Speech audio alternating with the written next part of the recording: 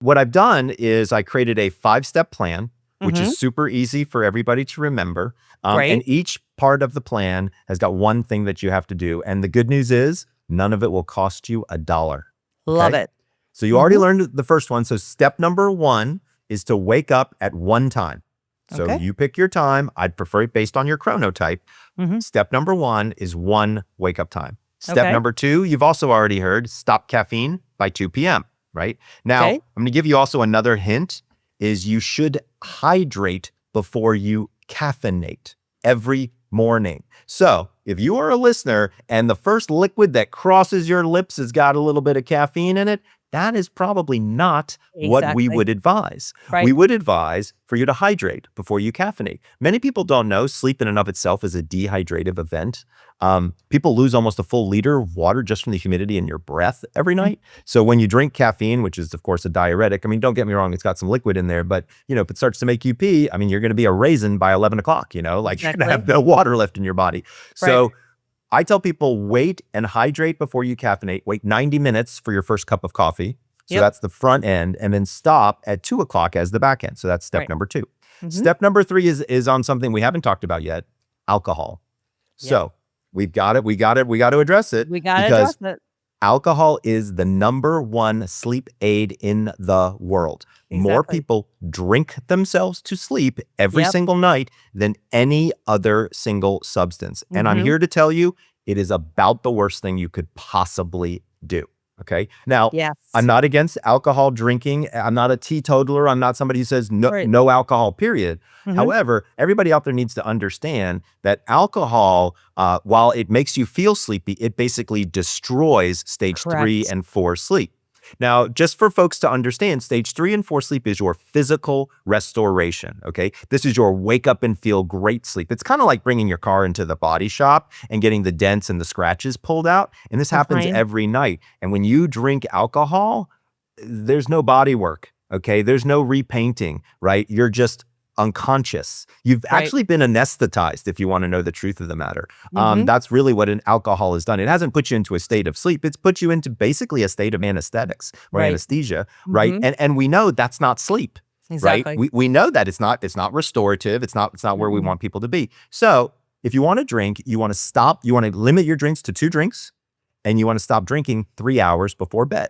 Let me give you the math. So it takes the average human approximately 1 hour to digest one alcoholic beverage.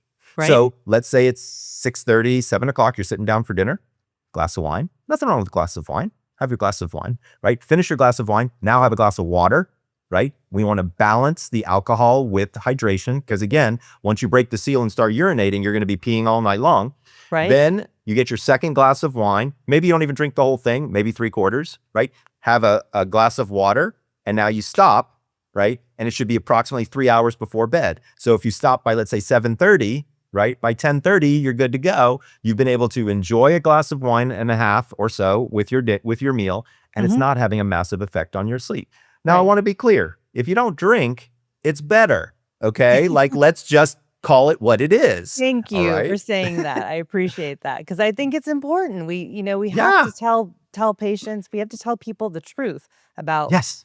how this is Yes. affecting them. Mhm. Great. Absolutely, right? So Mhm. no drinking equals better sleep, Yeah. period, full stop, drop the mic, whatever euphemism you want to use, okay? But if you're one of these people who has had a long history of having a glass of wine or a cocktail, and that's part of your routine, and that's something that you enjoy, I'm not here to take that away from you, but I am letting you know there's an Right. appropriate time and place to do that so Mhm. that you don't mess up what I'm trying to fix, which is your Exactly. sleep, Your sleep. right? Yep. So step number 3 is to stop drinking 3 hours before bed. Step Okay. number 4 is another easy one, and it's one of my favorites. It's about exercise. Mhm. So the single best way to improve sleep quality is daily exercise. Good Mhm. news, you don't have to run a marathon. 20 Mhm. minutes of cardio is kind of all you need, and it doesn't have to be vigorous. You Mhm. can take the dog for a walk. You can go to the coffee shop. You park your car in the furthest part of the parking lot and Right. walk every day. But if you do this every day, we see a big increase in your overall sleep quality. But if you do exercise too close to bedtime, you increase your core body temperature. It makes it Exactly. very difficult to sleep. So step Right. number 4 is to wait 4 hours for sleep after exercise. So you notice how one bedtime, 2, stop at 2, 3 hours before bed, 4 hours before bed exercise, okay? So now Okay. we're on the last step, and it's all about the morning routine. So a lot of people don't think about it, but your morning will absolutely dictate a lot of what You're goes on in your daytime, right? for sure. So I have 3 things that I ask people to do every morning. I call them the 3:15s. So the first one, you're gonna love this one. I ask people to sit on the edge of their bed, put their feet down.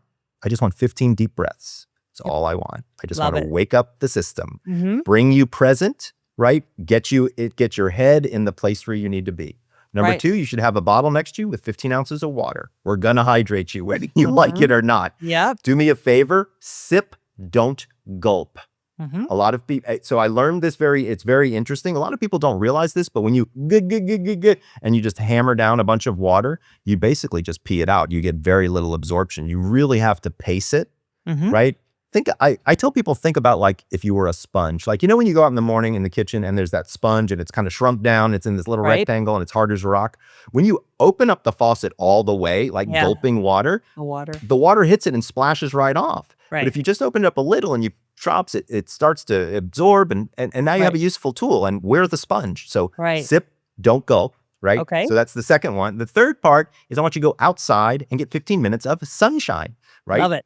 Why sunshine? Well, because number 1, it's a vitamin D creator, and it helps stop the melatonin in your Exactly. head, right? Resets your circadian rhythm. Exactly. So, and it's actually kind of a nice routine to do. I actually, Mhm. I will tell you, I've added one more feature to it, which is kind of a little extra bonus for people, which is I like when I go outside with my water, and I actually do my deep breathing outside with my water Love in the it. sun. But if I'm honest with you, I like to take off my shoes and put my feet on the earth. Mhm. It's called grounding or earthing. There's not a tremendous amount of data on it, but it feels really good. So Mhm. I can't knock it because I'm pretty sure it isn't going to hurt you.